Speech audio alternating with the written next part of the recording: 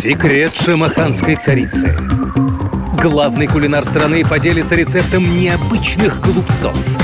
Сталик Ханкишиев о вкусной и здоровой пище. Скажите, пожалуйста, вы в детстве сказки Пушкина читали? А я однажды попал в такую сказку. Мне встретилась шамаханская царица. Я приехал в Азербайджан на конкурс десертов. И одна женщина преподносит мне блюдо. Я смотрю, голубцы с капустой. Да какая же это сладость! А она просит меня: попробуйте, попробуйте. Когда я смог оторваться от блюда и поднять глаза, передо мной стояла она, шамаханская царица. Ее глаза смеялись надо мной. Ей было не впервой очаровывать мужчин шамахинской долмой. В ее блюде было прекрасно все, начиная от молоденькой первой летней капусты. Чтобы вилок не соскальзывал с вилки, воткните в него 2 вилки, одну против другой. Пусть капуста поварится, пока листики не станут мягкими, податливыми. А мы тем временем займемся фаршем. Эх, вы бы знали, какая баранина в шамахе! Но если у вас нет шамахинской баранины, возьмите то мясо, которое у вас есть. Сойдет и обычная баранина. А попадется телятина, разве это будет плохо? Или даже хорошая молоденькая говядина. Самое главное, чтобы в мясе было достаточно жира. Правда, я не знаю, где вы возьмете каштаны. Каштаны чем-то напоминают мне одновременно и орехи, и картошку. Пожалуй, что однажды я ради эксперимента заменю каштаны, смешав равную пропорцию грецких орехов и молоденькой картошки. Но если это фарш мясной, то непременно нужен лук. Возьмите пару головок белого лука.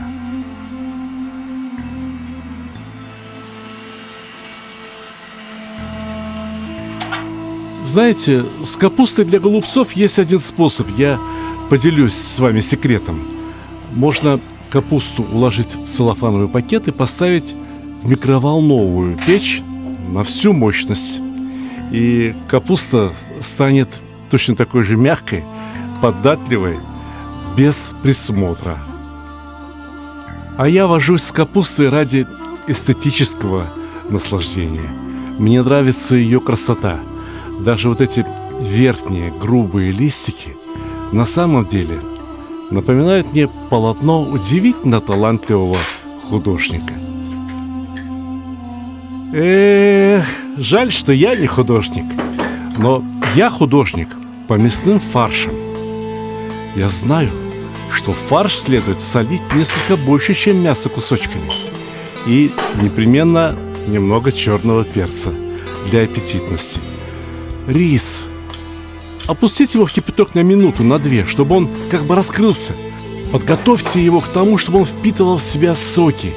И пиала правильно подготовленного риса способна впитать в себя еще одну пиалу мясного сока.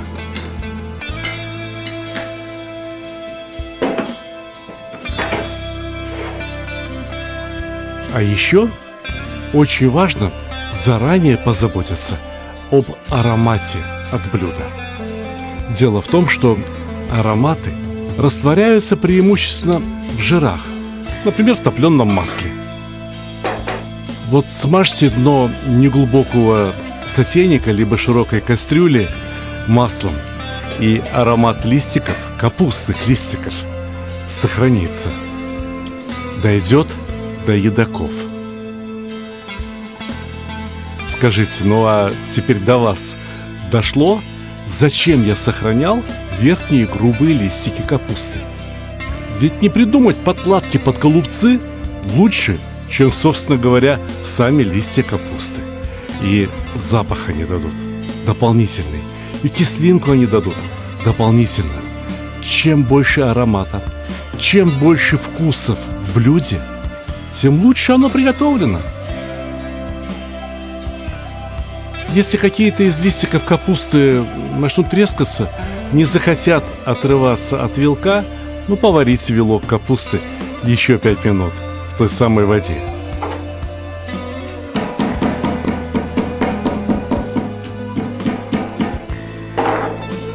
Плотные прожилки на листьях обстучите молоточком, чтобы на них появилось много-много мелких трещинок. Тогда во время сворачивания голубца не появится одна большая, которая весь лист и испортит. Знаете, пахнет уже очень вкусно. А все, что вкусно пахнет, неплохо бы слегка посолить. Да, у нас фарш уже вполне соленый, но листики-то пресные. Укладывайте внутрь каждого листика вот такой добрый, хороший котлете из фарша и заворачивайте. Листик сам подскажет, как ему свернуться лучше, как ему будет лежать удобнее. Мне кажется, я догадываюсь, откуда в русском языке появилось название голубцы, а не долма в капустных листьях. Полюбуйтесь на него. Красавчик, голубчик! Какие такие жареные голуби! Какие такие рябчики с ананасом! Долма, голубчик в капустных листьях. Все очень просто, все очень мило, и при этом все очень красиво. Вы понимаете, почему художники эпохи Возрождения рисовали преимущественно женщин и еду? Потому что это предметы равноценные. Это продолжение жизни. Это смысл жизни. Да, попробовать, изведать, какова эта жизнь на вкус. Например, вы пробовали когда-нибудь голубцы с айвой? Да, конечно, можно подложить для нажористости вокруг голубцов обычную картошку. Но способно ли ваше воображение нарисовать шамаханскую царицу с клубнями картошки в руках? Нет, конечно. А вот с айвой, пожалуй, что да. С айвой, а еще с грушами. Да-да, погодите, здесь кроме айвы будут еще и груши. Не переключайтесь, вы смотрите самую увлекательную сказку о еде на российском телевидении. Перейдем, однако, от сказок к науке, кулинарной науке. Айва, как и яблоки, содержит в себе довольно много пектина. И этот пектин загустит будущий соус. Какой это будет соус, мы поговорим несколько позднее. А сейчас надо груши подготовить, очистить их. Вот, казалось бы, довольно плотную айву мы не чистили, а груши я очищаю. Дело в том, что груша переносит приготовление гораздо лучше, чем айва. Особенно, если она готовится в специально подготовленном соусе. В странах с развитой кулинарной культурой, я имею в виду, например, Францию и Азербайджан, эти свойства груши известны давным-давно. Во Франции готовят даже десерт – груша в вине.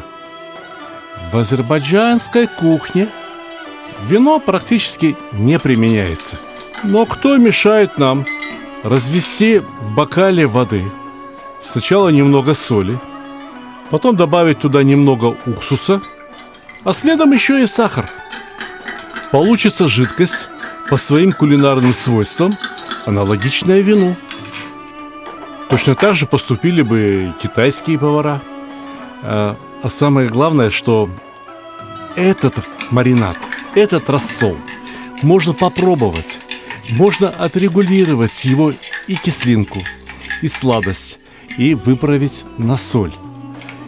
И соленость, и кислота, и сладость должны быть чуть сильнее, чем мы ожидаем от готового блюда. Понимаете? Ведь маринад поделится своими свойствами с окружающими продуктами.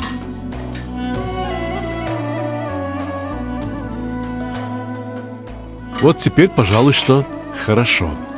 Можно заливать маринадом голубцы, извиняюсь, шимахинскую долму.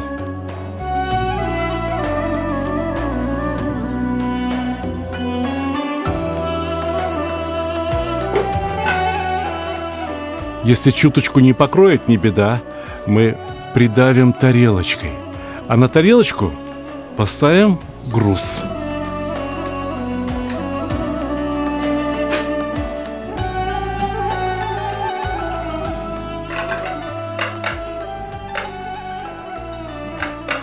Капуста, мясной фарш, все начнет выделять свои соки, да еще и голубцы прижмутся, и соки еще на поверхность выступят.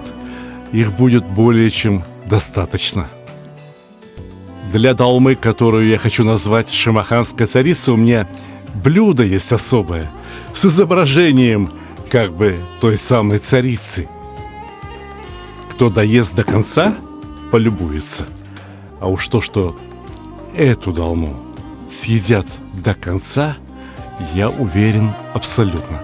Потому что у меня в запасе есть еще несколько секретов. Погодите, именно сейчас все самое интересное и начинается.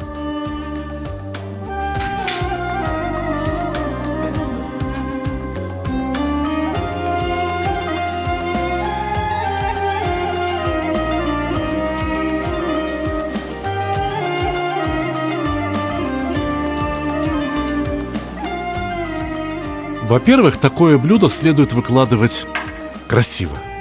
Я выложу его девятиконечной звездой, а между голубцов уложу дольки груши, дольки айвы. Мне кажется, будет прекрасно. Полюбуйтесь, как все приготовилось. Ничего не разварилось, ничего не разваливается. Я готовил долму 45 минут. Осталось только полить ее восхитительным соусом. И знаете, ведь у той женщины, у шимаханской царицы, которую мне посчастливилось встретить на кулинарном конкурсе в Азербайджане, долма была посыпана сахаром-песком. Я очень удивился такому решению, но решил пойти еще дальше. А что, если полить долму не сметаной, не катыком, мацони, а малиновым сиропом? Ибо мы рождены, чтобы сказку сделать былью, чтобы сказочные блюда появились и на нашем столе. Все, что для этого необходимо – труд, но труд очень приятный, труд, от которого получаешь удовольствие. А помимо труда необходима любовь. Любовь к тому человеку, для которого ты готовишь, для которого ты снимаешь свою кулинарную программу. Дорогие друзья, много лет я веду телевизионные кулинарные программы, веду блоги в интернете. Но главный труд моей жизни – это книги. Многие мои книги являлись лидерами продаж в России, но некоторые получили признание и на международном уровне. Например, вот эта книга, которая так и называется «Казан.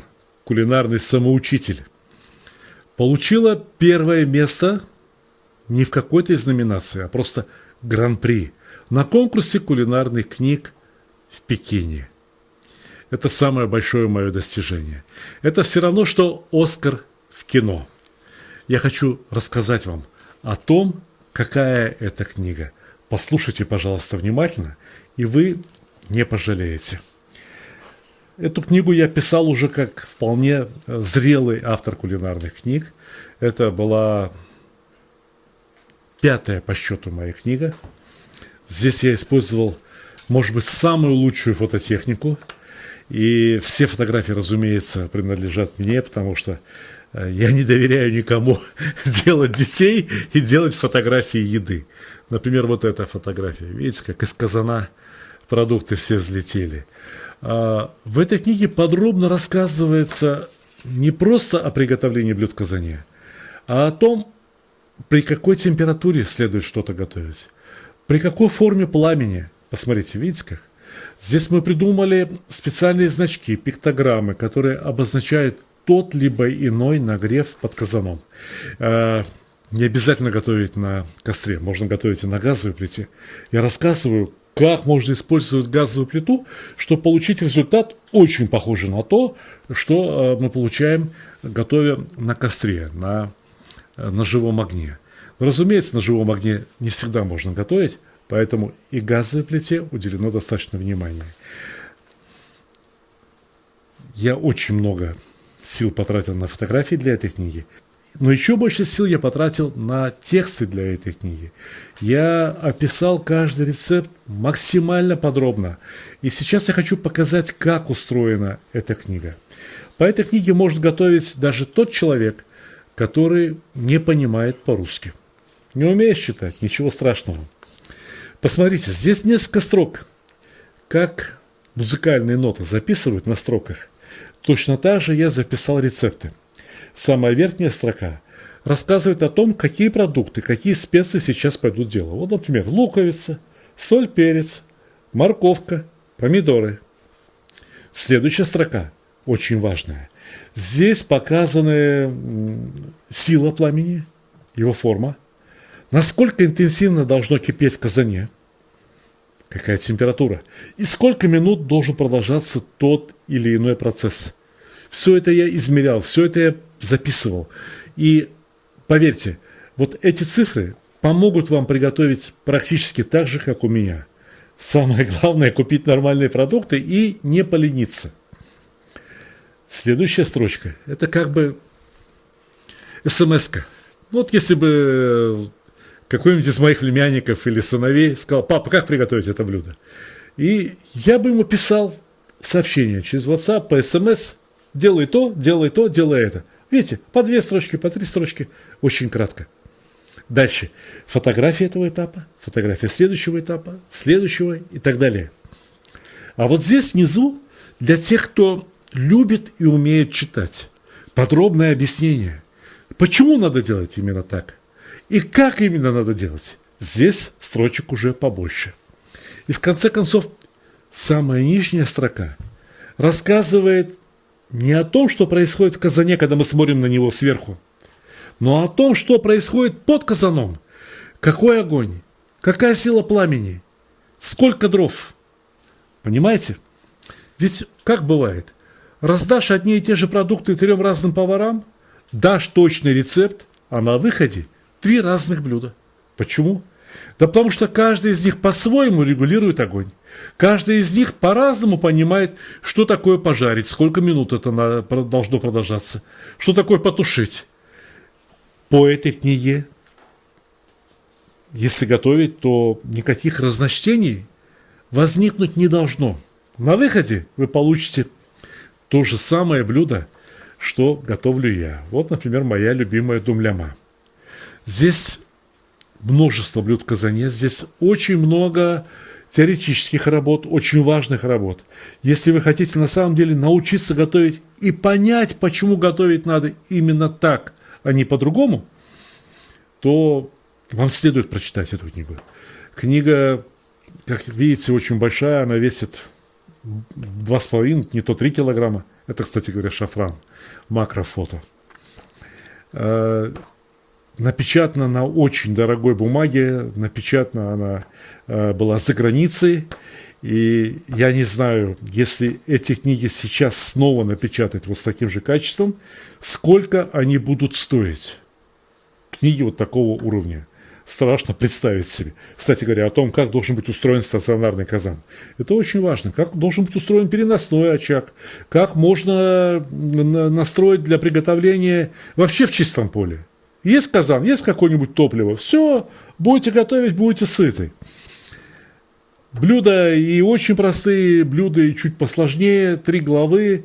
Первая, так сказать, вообще для учеников. Вторая для специалистов. И третья для профессоров.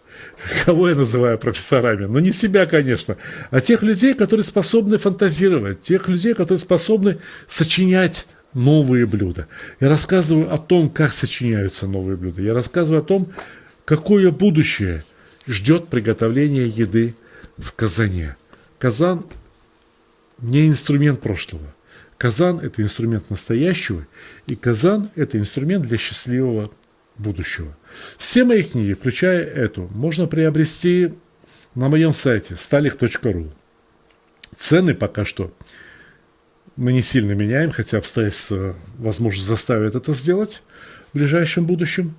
Но если поторопитесь, успеете получить книгу не просто так, можете даже с автографом, в качестве подарка для ваших близких, родных, друзей. Ну и почему бы не побаловать себя любимого. Stalik.ru. Доставка в любой город России, во многие страны ближнего зарубежья, СНГ и в любую точку планеты, куда доходит почта из ближнего Подмосковья, откуда я, Сталик Анкишиев, шлю вам горячий привет. Спасибо за внимание.